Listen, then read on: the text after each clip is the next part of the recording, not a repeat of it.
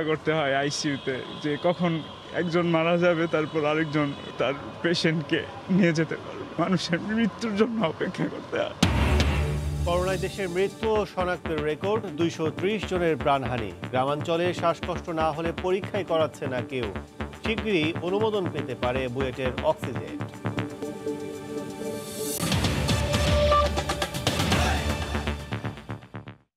দেখছিলেন শিরোনাম, প্রবাসী সময়ের সঙ্গে আছি আমি।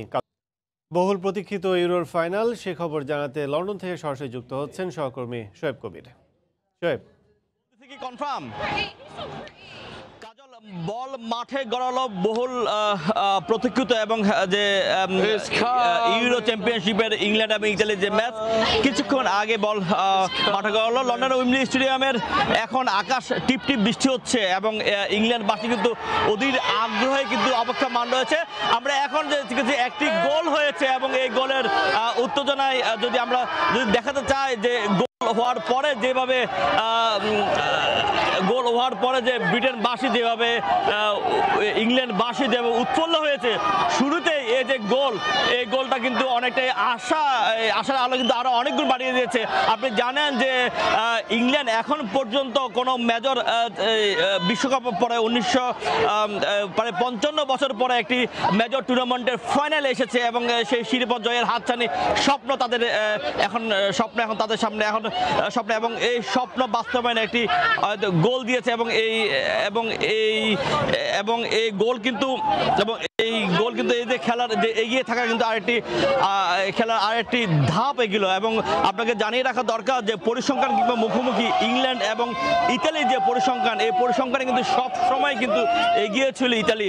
এখনো পর্যন্ত ইতালি এবং ইংল্যান্ড মেজর যদি আমরা মেজর টুর্নামেন্ট বলি, মেজর খেলার মধ্যে মোট 4টি ম্যাচ তারা সরাসরি অংশগ্রহণ করেছে এবং সেখানে ইংল্যান্ড কিন্তু সবসময় হারের স্বাদ নিতে হয়েছে, তিক্ত অভিজ্ঞতা নিতে হয়েছে এবং ইতালি কিন্তু সবসময় এগিয়ে ছিল। তবে 2018 সালে যে বিশ্বকাপে আমরা যে ইংল্যান্ডকে দেখেছি যে সেমিফাইনালে খেলেছিল হ্যারি কেনের নেতৃত্বে এবং সাউথগেটের নেতৃত্বে যে ইংল্যান্ডের যে দল ছিল, এই দলটাই কিন্তু এখন এই 3 বছরের ব্যবধানে কিন্তু বেশ শক্তিশালী হয়ে উঠেছে এবং জানি যে ইউরো চ্যাম্পিয়নশিপের কোয়ার্টার ফাইনাল পর্যন্ত কোনো গোল তাদের হজম করতে হয়নি এবং তবে অন্যদিকে কিন্তু ইতালি এখন যে দলটি 2018 সালে বিশ্বকাপের বাছাই পর্বে পর্যন্ত তারা যেতে পারেনি, সেই ইতালি এখন ইউরো চ্যাম্পিয়নশিপের অপরাজিত 33টি ম্যাচ খেলে তারা এখন ইউরো চ্যাম্পিয়নশিপের শিরোপা নেওয়ার জন্য তারা লড়াই করছে এবং এর নেতৃত্বে কিন্তু রবর্তো মালচিনি এবং আমরা এর পক্ষান্তরে যে ইংল্যান্ড দলের যে কোচ রয়েছেন সাউথগেট, তারও কিন্তু অবদান অনস্বীকার্য। এখন দেখার বিষয় আর কিছুক্ষণ পরে হয়তো 90 মিনিটের খেলা কিছুক্ষণ মাত্র গেল এবং এর পরবর্তীতে আমরা হয়তো জানতে পারবো যে ইউরো চ্যাম্পিয়নশিপে ইউরো শ্রেষ্ঠত্বের যে লড়াই কে নিবে, স্বাগতিক ইংল্যান্ড নাকি 52 বছরের অপেক্ষার প্রহর শেষ করে ইতালি সে শিরোপা নিয়ে যাবে। এ ছিল সবশেষ। ইউরো ফাইনালের খবর জানাতে আমাদের সাথে যোগ দিয়েছিলেন লন্ডন থেকে শোয়েব কবির। সে খবর জানাচ্ছিলেন বিস্তারিত। করোনা প্রসঙ্গ, দেশে করোনায় রোববার সর্বোচ্চ মৃত্যু আক্রান্ত রেকর্ড হয়েছে। 24 ঘন্টায় 230 জনের মৃত্যু হয়েছে, শনাক্ত হয়েছেন 11,874 জন। সর্বোচ্চ 66 জনের মৃত্যু হয়েছে খুলনা বিভাগে, ঢাকায় মারা গেছেন 56 জন। এদিকে শয্যা ও অক্সিজেন সংকটে বেসামাল হাসপাতালগুলো। বুড়ো জেলা প্রতিনিধিদের পাঠানো তথ্য, ছবির রিপোর্ট।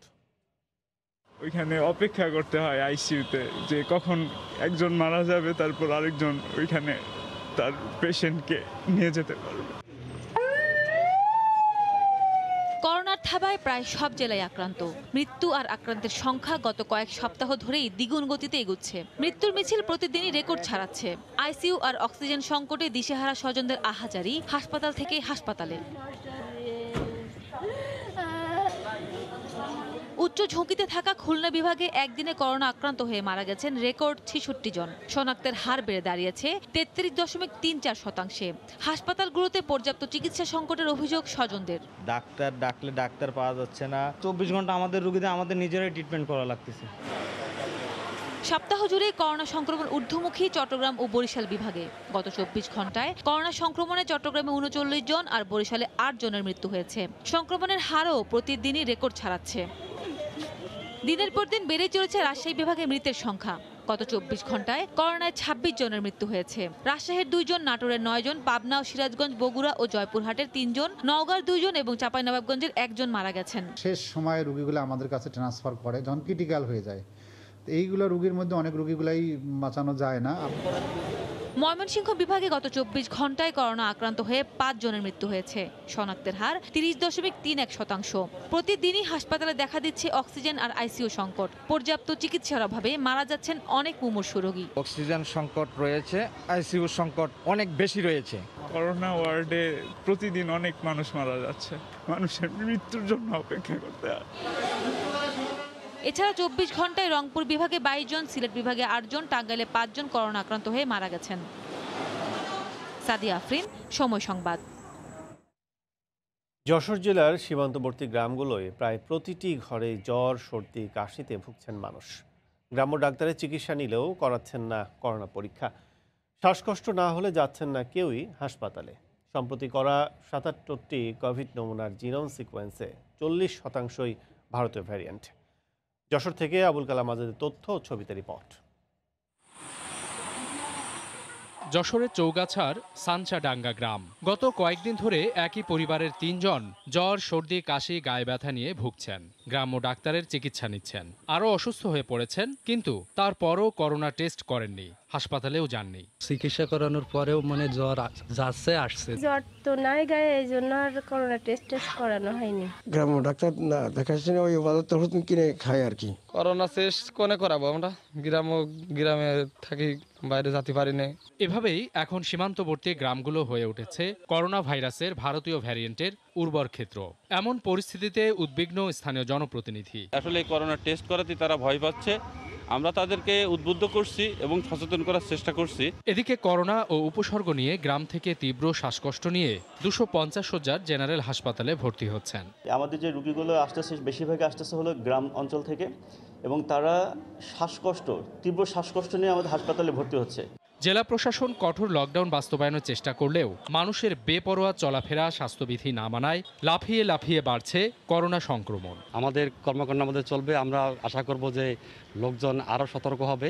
গত এক সপ্তাহে যশোর জেলায় 1960 জনের করোনা শনাক্ত হয়েছে, আর করোনা ও উপসর্গ নিয়ে মারা গেছেন 64 জন। সময় সংবাদ, যশোর। করোনা তৃতীয় ঢেউয়ের সীমান্ত এলাকা ছাপিয়ে রাজধানীতে হাসপাতালগুলোর এখন বেহাল দশা। গত এক সপ্তাহে সারা দেশে আক্রান্ত ব্যক্তির 31%ই শনাক্ত হয়েছেন ঢাকায়। পাল্লা দিয়ে রোগী বাড়লেও অভিযোগ রয়েছে কোভিড হাসপাতালে পর্যাপ্ত পরীক্ষা সুবিধা না থাকার। ফারুক ভূঁইয়া রবিনের রিপোর্ট। দোহার থেকে আসা 55 বছরের আব্দুল মান্নান কিংবা ঢাকার 37 বছর বয়সী ফারজানা আক্তার, সবার গল্পটা প্রায় একই। ঘুরছেন হাসপাতাল থেকে হাসপাতালে, কিন্তু অনিশ্চয়তায় শয্যা পাওয়া। ল্যাবে গেছিলাম, তারপরে আপনার ধানমন্ডি 27-এ না পেয়ে এখানে আসছি। ওনারা বলছে বেড একদমই ফাঁকা নেই, ওনারা ভর্তি নেবে না। ওনাদেরকে অনেক রিকোয়েস্ট করছি। আমরা ডেল্টা নিয়ে যাই, পরে আবার ইবনেসি নিয়ে গেছি, কিন্তু ওনাদের এখানে সিট নাই, পরে আমরা এখানে নিয়ে আসছি। আইসিইউর কোনো সিট বেড খালি পাচ্ছি না আমি। সীমান্ত এলাকা ছাপিয়ে সর্বোচ্চ সংক্রমণ এখন রাজধানীতে। গত এক সপ্তাহে সারা দেশে আক্রান্ত ব্যক্তির 31 ভাগে শনাক্ত হয়েছেন ঢাকায়, আর মোট প্রাণহানির 12%ই এখানে। হাসপাতালে পাল্লা দিয়ে বাড়ছে রোগীর চাপ। সংক্রমণের এমন ঊর্ধ্বগতির মধ্যেও সেবার মান নিয়ে অভিযোগের শেষ নেই। সবচেয়ে বড় কোভিড বিশেষায়িত হাসপাতাল ডিএনসিসিতেও নেই প্রয়োজনীয় সব পরীক্ষার সুযোগ। নার্সের 2-3 বার নক করার পর তারপর আসে, হয়তো আসার পরে তারপর বলে যে আপনাদেরকে এগুলো শিখে নিতে হবে। বলছে এই টেস্টটা এখানে হবে না, এটা বাইরে থেকে করে নিয়ে আসতে হবে। পরীক্ষা নাই থাকার কারণে তখন আমি বাইরের হসপিটালে যোগাযোগ করে তারপরে আমার এখান থেকে স্যাম্পল কালেকশন করে আমি সেই পরীক্ষাটা করি। রোগীকে খাওয়ানোর জন্য কোনো পানির ব্যবস্থা নেই। তবে কর্তৃপক্ষ বলছে মান নিশ্চিতের পাশাপাশি নজর দেওয়া হচ্ছে অবকাঠামোগত সক্ষমতা বাড়ানোর দিকে। I am only 50 bed of central oxygen supply. এটা নিয়ে আমরা চিন্তায় আছি, বাট আমি আবার যাতে 250 আরো করা যায় সেটা নিয়ে অলরেডি আমরা আলোচনা হয়েছে, আমরা চিঠিও দিয়েছি। নতুন করোনা হাসপাতাল, ওইখানে যতটুকু বেড বাড়ানো সম্ভব চেষ্টা চলছে। কর্তৃপক্ষ বলছে রোগীদের বড় একটি অংশই হাসপাতালে আসছেন সংকটাপন্ন অবস্থায়। ফারুক ভূঁইয়া, রবিন, সময় সংবাদ, ঢাকা। এত শঙ্কার মধ্যে আশার আলো দেখাচ্ছে বুয়েটের তৈরি অক্সিজেন। উদ্ভাবকরা বলছেন মিনিটে 60 লিটার পর্যন্ত অক্সিজেন সরবরাহে সক্ষম যন্ত্রটি। উচ্চ আদালতের নজরে আসার পর বিষয়টি নিয়ে কাজ করছে ওষুধ প্রশাসন অধিদপ্তর। বিশেষজ্ঞ কমিটির প্রতিবেদনের আলোকে দ্রুত অনুমোদনের বিষয়ে সিদ্ধান্ত নেওয়া হবে। করোনা সংক্রমণ যত বাড়ছে ততই বাড়ছে অক্সিজেনের চাহিদা। এরই মধ্যে চাপ কম থাকায় খুলনায় এবং হাইফ্লো নেজাল ক্যানোলার সংকটে বগুড়ায় রোগী মৃত্যুর ঘটনা ঘটেছে। এমন প্রেক্ষাপটে আশার আলো দেখাচ্ছে বুয়েটের তৈরি অক্সিজেন। যন্ত্রটি মূলত স্বল্প খরচে রোগীকে উচ্চ গতির অক্সিজেন দিতে সক্ষম। যন্ত্রটি বাতাস ও অক্সিজেনের সংমিশ্রণে মিনিটে 60 লিটার গতিতে অক্সিজেন দিতে পারে। প্রয়োজনে দেয় শতভাগ অক্সিজেন কনসেন্ট্রেশন। যন্ত্রটি নিয়ে এখন নড়ে চড়ে বসেছে ওষুধ প্রশাসন অধিদপ্তর। এরই মধ্যে চিকিৎসকদের সমন্বয়ে গঠিত 5 সদস্যের একটি দল বিভিন্ন দিক খতিয়ে দেখছেন। অক্সিজেনের এই উদ্ভাবক বলেন, ঢাকা মেডিকেলে পরীক্ষামূলকভাবে ব্যবহারে ভালো ফলাফল মিলেছে। ইতিবাচক সাড়া পাওয়ার প্রত্যাশাও তাদের। আইসিইউ যারা পাচ্ছেন না বা হাই ফ্লো নেজাল ক্যানোলা যেখানে অ্যাভেলেবল না, সেরকম সময় একটা ব্যাকআপ হিসেবে টেম্পোরারিলি একটা ব্রিজিং থেরাপি হিসেবে ব্যবহার করা, তাদেরকে ওই সময়টাতে যদি কিছুটা সাপোর্ট দিয়ে রাখা যায়। ওষুধ প্রশাসন অধিদপ্তর বলছে, বিশেষজ্ঞ কমিটির রিপোর্টের পরই এ নিয়ে সিদ্ধান্ত জানানো হবে। একটা টিম হয়েছে, টিম ইন্সপেকশন করে আসছে, করে দেখে আসছে, দেখে তারপর টেকনিক্যাল ইস্যুজে এখন এটা বিভিন্ন মিটিং যারা এক্সপার্ট তাদের সাথে আলোচনা এটা সেটা করে প্রসেসিং আছে। বর্তমানে জরুরি ভিত্তিতে 50টি অক্সিজেন তৈরি করছে বুয়েট, যার খরচ পড়ছে একটি মাত্র 25,000 টাকা। বাণিজ্যিকভাবে তৈরি হলে প্রতিটির খরচ পড়বে 15,000 টাকারও কম। আফজাল হোসেন, সময় সংবাদ, ঢাকা। ঠাকুরগাঁও সদর হাসপাতালে করোনা রোগীদের 300 টাকার বরাদ্দে দেয়া হচ্ছে 70 টাকার খাবার। এমন খবর প্রকাশ করায় ডিজিটাল সিকিউরিটি আইনে 3 সাংবাদিকের বিরুদ্ধে মামলা করা হয়। অসুস্থ অবস্থায় গ্রেফতার করা হয় স্থানীয় সাংবাদিক তানভীর হাসান তানুকে। রোববার দুপুরে তাকে আদালতে তোলা হলে জামিন দেন বিচারক। জিয়াউর রহমান বকুরের পাঠানো তথ্য, ছবির রিপোর্ট। ঠাকুরগাঁও সদর হাসপাতালে একজন করোনা রোগীর জন্য 300 টাকা বরাদ্দ থাকলেও দেয়া হয় 70 থেকে 80 টাকার খাবার। এ নিয়ে প্রতিবেদন প্রকাশ করেন গণমাধ্যম কর্মীরা। তবে অনিয়মের বিরুদ্ধে তদন্ত না করেই উল্টো তড়িঘড়ি করে সাংবাদিকদের বিরুদ্ধে মামলা করে হাসপাতাল কর্তৃপক্ষ। শনিবার রাত 8টার দিকে সদর থানা চত্বর থেকে স্থানীয় সাংবাদিক তানভীর হাসান তানুকে গ্রেপ্তার করে পুলিশ। পরে রাত 1টার দিকে শ্বাসকষ্ট শুরু হলে পুলিশি পাহারায় তাকে সদর হাসপাতালে ভর্তি করা হয়। স্বজনদের দাবি, সপ্তাহখানেক আগে করোনা মুক্ত হলেও বেশ অসুস্থ তিনি। অপরাধের কারণে ধরছে, আমার ছেলে তো অপরাধ করেনি। প্রশাসনের উচিত ছিল এটা তদন্ত করা। এদিকে অভিযোগের সত্যতা স্বীকার করে তত্ত্বাবধায়ক বলছেন, হাসপাতাল ব্যবস্থাপনা কমিটির সভাপতির অনুমতি নিয়েই মামলাটি করা হয়েছে। বেসামাল অবস্থাতে সেখানে কিছুদিন আমাদের মনিটরিং এর সমস্যা ছিল। আমরা সেই সময় এত ডায়েটটা দেখতে পারিনি, কারণ রোগী সামলাবো, অক্সিজেন অ্যারেঞ্জ করব, চিকিৎসা দেবো নাকি ডায়েট দেখব। কোনো রকম তদন্ত ছাড়াই মামলা ও গ্রেপ্তারের বিষয়ে ক্ষোভ প্রকাশ করেন সুশীল সমাজের প্রতিনিধিরা। আমরা কাজ করতে গিয়ে যদি এ ধরনের সমস্যার সম্মুখীন হয়, কলম কি আমরা লিখা বন্ধ করে দিয়ে দিব? একটা মানুষের বিরুদ্ধে অভিযোগ করলে তার তো একটা বক্তব্য শুনতে হবে, তা আমরা এটা তীব্র নিন্দা করি। রোববার দুপুরে তানুকে ঠাকুরগাঁও চিফ জুডিশিয়াল ম্যাজিস্ট্রেট আদালতে হাজির করা হলে জামিন মঞ্জুর করেন বিচারক। আসামি তানভীর হাসান তানু করোনা পজিটিভ থাকার কারণে বিজ্ঞ আদালত সন্তুষ্ট হয়ে তাকে 5,000 টাকা বন্ডে জামিন প্রদান করেছেন। গত 9 জুলাই ডিজিটাল সিকিউরিটি আইনে স্থানীয় 3 সাংবাদিককে আসামি করে মামলা করে সদর হাসপাতাল। সময় সংবাদ, ঠাকুরগাঁও। প্রবাসী সময় আরও থাকছে। প্রধানমন্ত্রী শেখ হাসিনার জন্য ভারত থেকে আসলো রানী জাতের আনারস, পাঠালেন রাজ্য মুখ্যমন্ত্রী বিপ্লব কুমার দেব। 2 দেশের বন্ধুত্বপূর্ণ সম্পর্কের নিদর্শন। রাজধানীর নির্মাণাধীন ভবনগুলো যেন এডিসের খোয়ার। ডেঙ্গু নিয়ন্ত্রণে চলমান চিরুনি অভিযানের 2য় দিনে রোববার সরকারি সহ 21টি ভবনে মিলেছে এডিসের লার্ভা। ভ্রাম্যমাণ আদালতের মাধ্যমে ভবন মালিকদের 4 লাখ টাকা পর্যন্ত জরিমানা করা হয়েছে, দেওয়া হয়েছে মামলাও। রাজধানীর মোহাম্মদপুরে নির্মাণাধীন ভবনে ঢাকা উত্তর সিটির চিরুনি অভিযানে জমে থাকা পানিতে পাওয়া গেল এডিসের অসংখ্য লার্ভা। এজন্য জরিমানা করা হয় 1 লাখ টাকা। একই এলাকার শাহজাহান রোডের নির্মাণাধীন আরও 2টি ভবনে একই চিত্র। মালিক না থাকায় দেয়া হয়েছে নিয়মিত মামলা। লকডাউনের কারণে বের হই না, হ্যাঁ, এটা বুঝতে পারি না আমরা। বুঝতে পারলে তো আর এইভাবে রাখবো না। 1 লক্ষ টাকা জরিমানা করা হয়েছে। বিকালের দিকে বাড়ে, কিন্তু সন্ধ্যার সময় দুমা দেওয়া যায়, কিন্তু দুমায় কিছুক্ষণ কমে আবার বাড়ে। প্রচুর লার্ভা এখানে পাওয়া গেছে। যেহেতু লার্ভা পাওয়া গেছে, আমাদের তো আর অন্য কোনো বিকল্প নেই, তাদেরকে 1 লক্ষ টাকা জরিমানা করা হয়েছে। 1 জুন থেকে 12 জুন পর্যন্ত আমরা চিরুনি অভিযান করেছি।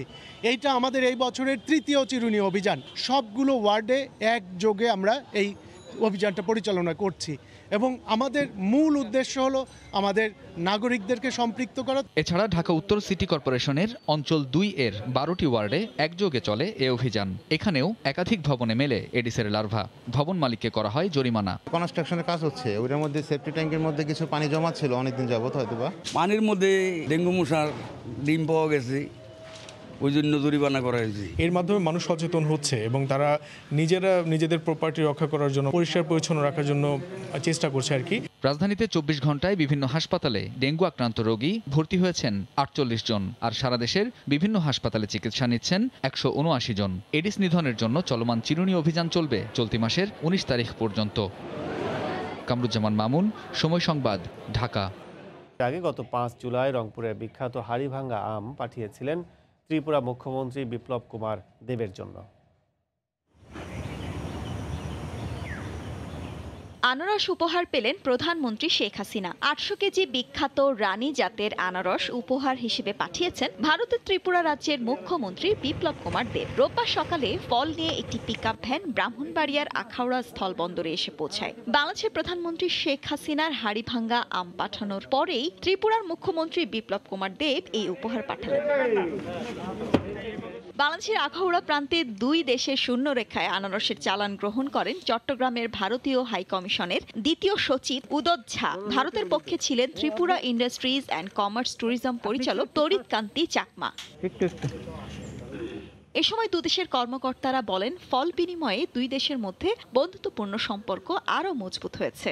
It is not just segments में, पूरा हमारा रिलेशनशिप पूरा ही है, कंप्लीट रिलेशंस है। Our engagements are increasing day by day, are getting stronger day by day. আমাদের কিন্তু আদান প্রদান অনেক বেশি হয়ে থাকে আমাদের ট্রেড হিসাবে। এই যে আমাদের সম্পর্ক, আমাদের যে একটা রিলেশন, সেটা আমরা স্ট্রেংথেন করছি। আমরা আশা রাখি ফিউচারে এটা আমরা বরকরার রাখবো। বাংলাদেশের প্রধানমন্ত্রী শেখ হাসিনা গত 5 জুলাই রংপুরের বিখ্যাত হাড়িভাঙ্গা 300 কেজি আম পাঠিয়েছিলেন ত্রিপুরার মুখ্যমন্ত্রী বিপ্লব কুমার দেবের জন্য। সময় সংবাদ, ব্রাহ্মণবাড়িয়া।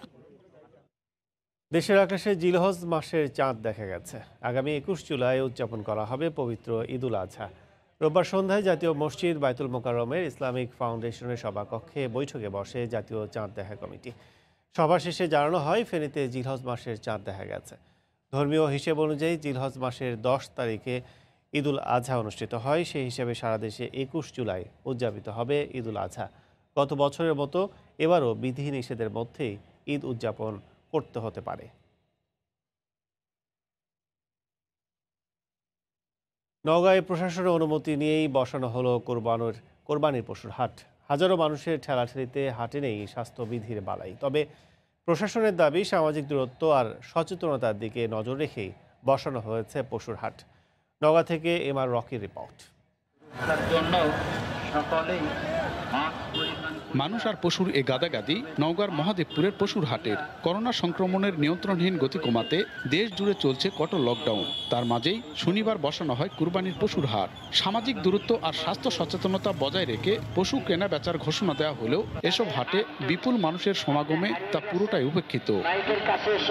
স্থানীয় খামারিরা লালন পালন করা বিভিন্ন আকৃতির ষাঁড় গরু বিক্রির জন্য এই হাটে তুলছেন। তবে হাটে দূরের ব্যাপারী না আসায় কিছুটা কম দরে চলছে গরু বেচা কেনা। তবে স্বাস্থ্য সচেতনতা নিয়ে উদ্বেগ না থাকলেও গরুর মন্দা বাজারে চরম দুশ্চিন্তায় গো খামারিরা।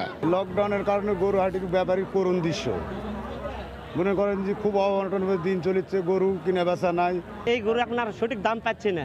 এখন এই গরুটা 26,000 টাকা দাম বলতেছে, তো আমার কিনাই ছিল 30,000 টাকা দিয়ে। খরচ আমার পড়ে গেছে 60,000 টাকা, দাম করতেছে 50-55,000 টাকা, তাতে আমার 5,000 টাকা লস হবে।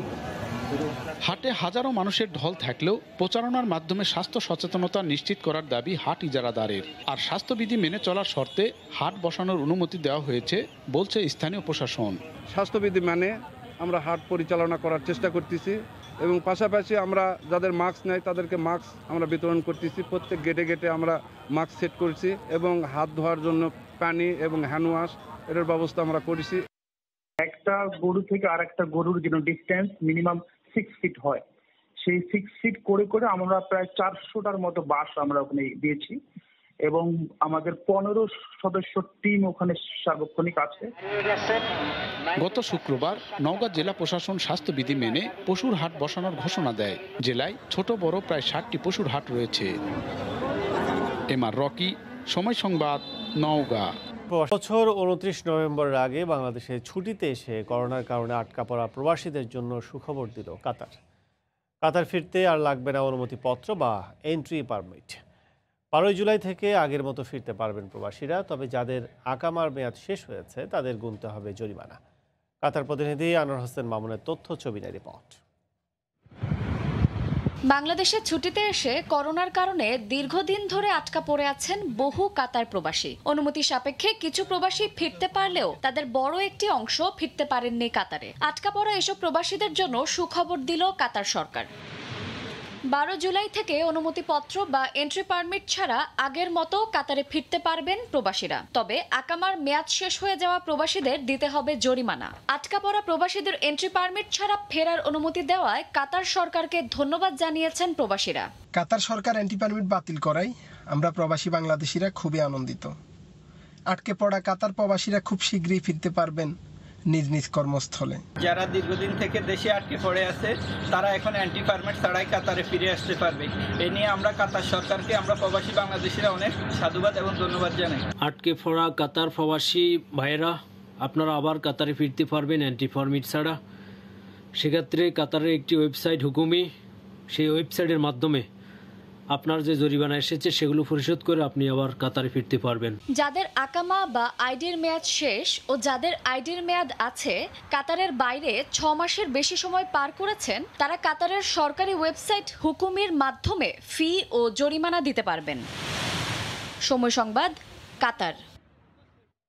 কঠোর লকডাউনেও অস্ট্রেলিয়ার সিডনিতে করোনা সংক্রমণ বেড়েই চলেছে।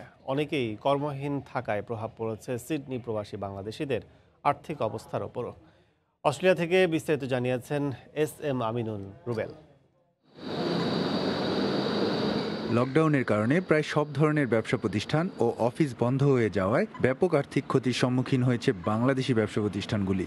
সাময়িকভাবে চাকরি হারিয়েছে অনেকেই। বিশেষ করে আন্তর্জাতিক শিক্ষার্থীদের সরকারের পক্ষ থেকে খুব বেশি আর্থিক সহায়তা পাওয়ার সম্ভাবনা না থাকায় অনেকেই খণ্ডকালীন চাকরি হারিয়ে অস্থিরতায় দিন পার করছে। প্রবল শীত, লকডাউন ও ক্রেতাদের আর্থিক অসঙ্গতির কারণে ঈদের আগে গতানুগতিক কেনাকাটা একদমই থমকে গেছে। লকডাউনের মধ্যেই পবিত্র ঈদুল আজহা পালিত হওয়ার সম্ভাবনায় ইতিমধ্যেই অনেক প্রবাসী এবছর বাংলাদেশে কোরবানি দেওয়ার প্রস্তুতি নিচ্ছে। অস্ট্রেলিয়ার সিডনিতে প্রতিদিনই রেকর্ড ভাঙছে করোনার নতুন সংক্রমণের। কঠোর লকডাউনেও বেড়েই চলেছে ডেল্টা ভেরিয়েন্টের সংক্রমণ। ইতিমধ্যেই গত 2 সপ্তাহে 550 জনেরও বেশি সংক্রমিত হয়েছে এবং দীর্ঘ 10 মাস পরে সিডনিতে করোনা আক্রান্ত হয়ে আজ একজন মারা গেছেন। ইতিমধ্যেই তরুণ রোগী সহ আইসিইউতে আছেন 15 জন। গত 24 ঘন্টায় বৃহত্তর সিডনিতে 77 জন সংক্রমিত হয়েছে, যা কিনা গত 14 মাসের মধ্যে সর্বোচ্চ। অস্ট্রেলিয়ায় মাত্র 10 ভাগের মতো মানুষ করোনা ভ্যাকসিনের 2টি ডোজই নিতে সক্ষম হয়েছে। এর জন্য সরকারের অতিরিক্ত সতর্কতা ও ফাইজারের অপ্রতুলতাকে চিহ্নিত করা হয়েছে। তবে নতুন করে সংক্রমণ বাড়ায় টিকা গ্রহণের লাইন দীর্ঘতর হচ্ছে। নিউ সাউথ ওয়েলসের প্রিমিয়ার গ্ল্যাডিস আজ এক সংবাদ সম্মেলনে জানিয়েছেন, আগামী কয়েকদিন পরিস্থিতি আরও খারাপের দিকে গেলেও তার সরকার অবাক হবে না। তবে পরিস্থিতি নিয়ন্ত্রণে রাখতে সরকার সব ধরনের কঠোর পদক্ষেপ ইতিমধ্যেই নিয়েছে। 3 দফায় বৃহত্তর সিডনি ও এর আশেপাশের কয়েকটি ছোট শহরের লকডাউন বেড়েছে। পরিস্থিতির দাবি অনুযায়ী আরও দীর্ঘতর হবে এমনটাই শঙ্কা বিশেষজ্ঞদের। সব মিলিয়ে 31,000 করোনা সংক্রমিত রোগীর মধ্যে অস্ট্রেলিয়াতে প্রবাসী বাংলাদেশি কেউ কেউ আক্রান্ত হলেও পুরো মহাদেশে এখন পর্যন্ত একজন বাংলাদেশীও করোনায় আক্রান্ত হয়ে মারা যাননি। SM আমিনুল রুবেল, সময় সংবাদ, অস্ট্রেলিয়া। করোনার ভয়াল থাবায় লণ্ডভণ্ড সারা বিশ্ব। মধ্যপ্রাচ্যের দেশ কুয়েতেও এর ভয়াবহতা দিন দিন বাড়ছে। একদিকে যেমন বাড়ছে সংক্রমণ, অন্যদিকে কুয়েত সরকারের আরোপ করা বিধিনিষেধে নিঃস্ব হয়ে পড়ছেন ব্যবসায়ীরা। প্রভাব পড়েছে কুয়েতে সার্ক অঞ্চলে সবচেয়ে বড় মাছের আড়তেও। নেই আগের মতো বিক্রিও, তাই ক্রেতাশূন্য মার্কেটে লোকসান গুনতে হচ্ছে ব্যবসায়ীদের। কুয়েত থেকে শরীফ মোহাম্মদ মিজানুর রহমানের তথ্য ছবিতে রিপোর্ট। মধ্যপ্রাচ্যের অন্যতম ধনী দেশ কুয়েতে বিশ্বের অনেক দেশের মানুষের বসবাস। প্রায় সব পণ্যের চাহিদাও রয়েছে বেশ। নিত্য প্রয়োজনীয় পণ্যের মধ্যে প্রথম সারিতে রয়েছে মাছ। মাছের বাজারে নিজেদের ব্যবসা প্রতিষ্ঠানের মাধ্যমে অবস্থান সুদৃঢ় করেছেন বাংলাদেশি ব্যবসায়ীরা। কুয়েতের সার্ক অঞ্চলের সর্ববৃহৎ মাছের আড়ত স্থানীয় ও বিদেশিদের কাছে ব্যাপক জনপ্রিয়। কিন্তু করোনা প্রাদুর্ভাবের কারণে নেই আগের মতো ক্রেতাদের ভিড়, কমে গেছে বেচা বিক্রি। এতে লোকসান গুনতে হচ্ছে ব্যবসায়ীদের। এক মাস যাবৎ লকডাউন চলতেছে। লকডাউনের মাধ্যমে আছি আমরা, ব্যবসা বাণিজ্য তেমন একটা সুবিধা নয়। মানুষ অনেক ঝামেলা আছে, অনেক বিপদে আছে, অনেক জায়গায় অনেক মানুষ অনেক বিপদে আছে। কুয়েত গভর্নমেন্ট আমাদেরকে চালাইতেছে, এইভাবে আমরা চলতেছি। ব্যবসা বাণিজ্যের অবস্থা তেমন একটা ভালো না। ইনশাল্লাহ আমরা খুব দ্রুতই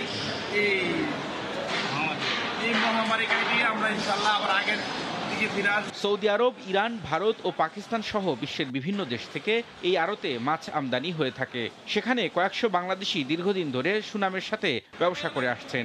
এ ব্যবসায় নিজেকে যেমন প্রতিষ্ঠিত করেছেন, তেমনি স্বাবলম্বী করে গড়ে তুলেছেন অনেক প্রবাসীকে। সময় সংবাদ, কুয়েত। অভিবাসন প্রক্রিয়ায় চলমান জটিলতার অবসান ও বিভিন্ন সমস্যা সমাধানের দাবিতে পর্তুগালের লিসবনে সমাবেশ করেছে অভিবাসীরা। করোনা স্বাস্থ্যবিধি মেনে আয়োজিত সমাবেশে বৈধকরণ প্রক্রিয়া সহজ করার দাবি জানান তারা। লিসবন থেকে তারিকুল হাসান আশিকের রিপোর্ট। অভিবাসীদের অধিকার নিয়ে কাজ করা কয়েকটি সংগঠনের ডাকে সাড়া দিয়ে রাজধানী লিসবনের ঐতিহ্যবাহী প্রাসাদো কমার্সিওতে আসি। এদের অধিকাংশই 1.5 থেকে 2 বছর, কেউ কেউ কয়েক বছর ধরে অপেক্ষা করছেন পর্তুগালের রেসিডেন্স পারমিটের আশায়। নিয়মিত কর পরিশোধ বা বৈধ হবার প্রয়োজনীয় সব শর্ত পূরণের পরও করোনা মহামারী বা পর্তুগালের ইমিগ্রেশন সংস্থার নানা সীমাবদ্ধতা ও জটিলতায় এখনও কাঙ্ক্ষিত রেসিডেন্স কার্ড না পাওয়ায় হতাশ অভিবাসীরা। তাদের দাবি, সুশৃঙ্খল প্রক্রিয়ায় এদের এইসব সমস্যার সমাধান হোক। দেখুন, আমরা নিয়মিত কর পরিশোধ করছি, এখানকার বিভিন্ন উন্নয়নমূলক কর্মকাণ্ডে আমাদের অংশগ্রহণ রয়েছে, তবুও কেন এত ভোগান্তি আমাদের? সমাবেশে পর্তুগিজদের পাশাপাশি অংশ নেন বাংলাদেশ কমিউনিটির অনেকে। পর্তুগিজ সরকারকে দ্রুত ব্যবস্থা নেওয়ার আহ্বান জানান তারা। আমরা অনেক কষ্ট করছি, এই কষ্ট তারা না পায়, এজন্য আমরা তাদের জন্য আইসি। ইনশাআল্লাহ এটা কামিয়াব হবে। প্রত্যেকটা দেশের অভিবাসীরা এসে এখানে সমবেত হয়েছে, তাদের সাথে একাত্মতা পোষণ করেছে বাংলাদেশের অ্যাসোসিয়েশন অফ পর্তুগাল। তাদের দাবি একটাই, পর্তুগালে আর এখন অপেক্ষা করা যাবে না, এখনই সরকারকে তার ব্যবস্থা নিতে হবে। এরই মধ্যে পর্তুগালের অভিবাসীদের নিয়ে কাজ করা সংস্থা সেফের সংস্কারের অনুমোদন দিয়েছে পর্তুগালের পার্লামেন্ট। এছাড়াও অভিবাসন প্রক্রিয়া ত্বরান্বিত করতে নেওয়া হচ্ছে নানান পদক্ষেপ। করোনা মহামারীতে নানা সংকটের পাশাপাশি ইউরোপের বিভিন্ন দেশে সংকট বেড়েছে অভিবাসীদের। বৈধকরণ প্রক্রিয়ায় শুধু দীর্ঘায়িত হয়নি, পদে পদে হয়রানি আর ভোগান্তি বেড়েছে অনেক গুণ। অন্তত পর্তুগালে থাকা এসব অভিবাসীদের প্রত্যাশা, তাদের এসব সমস্যার সমাধানে পর্তুগালের সরকার দ্রুত পদক্ষেপ নেবে। তারিকুল হাসান আশিক, সময় সংবাদ, লিসবন, পর্তুগাল। স্ক্যান্ডিনেভিয়ান অঞ্চলের দেশ সুইডেন, যেখানে গ্রীষ্মের প্রায় 1.5 মাস সূর্য ডোবে না বললেই চলে। প্রায় 24 ঘন্টায় দেশটির কোনো না কোনো অঞ্চলে দিনের আলো থাকে। গ্রীষ্মকালে দেশটির বিভিন্ন অঞ্চলে মানুষের দৈনন্দিন জীবনযাত্রা নিয়ে সুইডেন থেকে শফিউল আলমের রিপোর্ট। মধ্যরাতে সূর্যের দেশ হিসেবে পরিচিত উত্তর ইউরোপের সুইডেন, দেশটির কিরোনা সহ বেশ কিছু অঞ্চলে গ্রীষ্মের একটা নির্দিষ্ট সময় সূর্য ডুবতে দেখা যায় না বললেই চলে। মূলত অতি উচ্চে ভূপ্রাকৃতিক অবস্থানের কারণেই মধ্যরাতেও এখানে সূর্যের দেখা মেলে।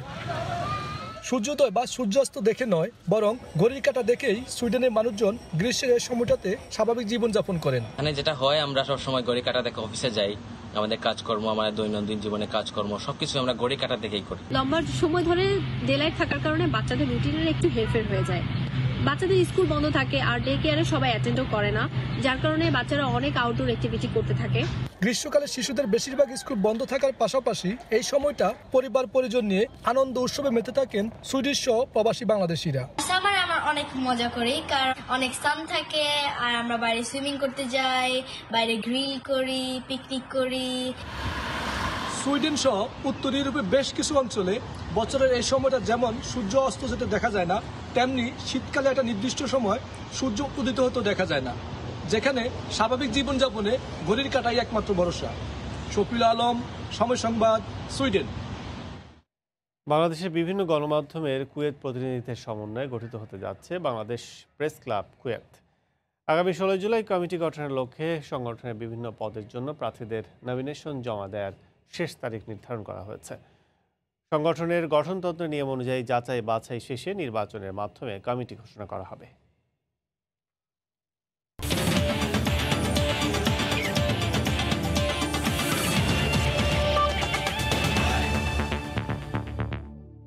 আবারও ইউরোর ফাইনাল খবর। মাঠে গড়ালো বহুল প্রতীক্ষিত ইউরোর ফাইনাল, লড়ছে ইংল্যান্ড ও ইতালি। ইতালির বিপক্ষে 1-0 গোলে এগিয়ে থ্রি লায়নরা। ইউরো চ্যাম্পিয়নশিপের ফাইনাল নিয়ে পুরো ইংল্যান্ড জুড়েই উন্মাদনা চলছে। ওয়েম্বলি স্টেডিয়াম থেকে সরাসরি আবার যুক্ত হচ্ছেন শোয়েব কবির। শোয়েব,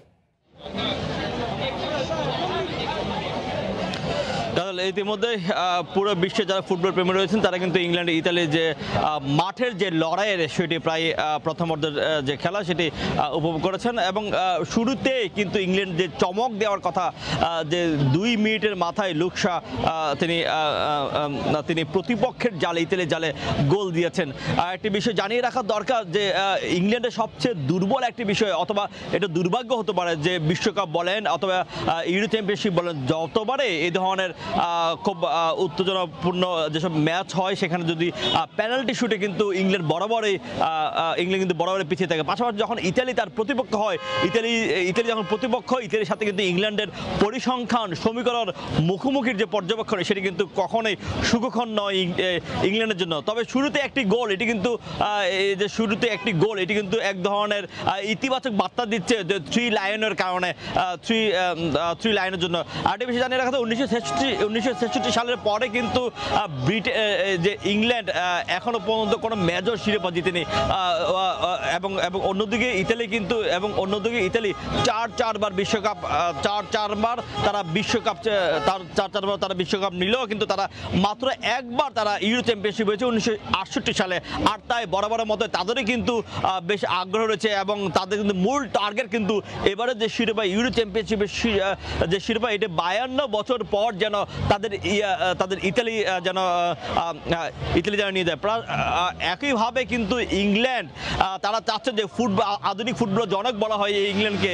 ইংল্যান্ড চাচ্ছে যেন যে তাদের এবং এই যে শিরোপা রয়েছে ইউরো চ্যাম্পিয়নশিপের যে শিরোপা, এটি যেন এবার তাদের ঘরেই থাকুক।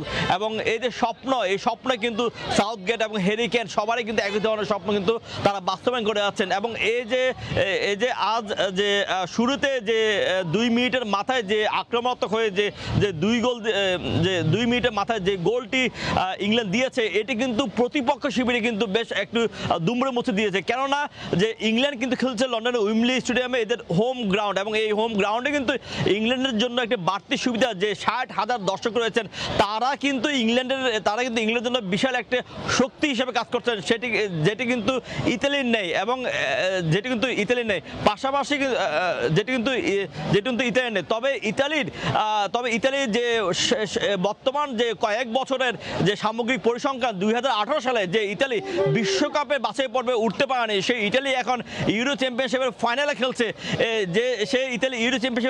খেলছে। এটি কিন্তু অনেক বড় এবং এই ইতালিকে প্রতিহত করার জন্য ইংল্যান্ডের আর মাত্র 45 মিনিট সময় রয়েছে। এই 45 মিনিট সময়তে এই 45 মিনিট সময়ের মধ্যে যদি ইতালি ইংল্যান্ডের গোল দিয়ে দেয়, তবে হয়তো খেলাটি আবার ট্রাইব্রেকার দেবে। তবে ইংল্যান্ড চাচ্ছে না সেটা ট্রাইব্রেকার দেওয়ার জন্য, তো শিরোপা ইংল্যান্ডের ঘরে থাকুক, ইটস কামিং হোম।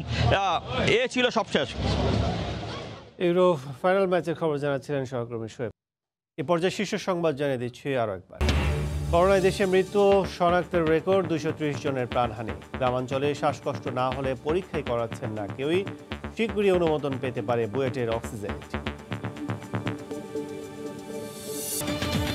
এই ছিল প্রবাসী সময়, সঙ্গেই থাকুন সময়।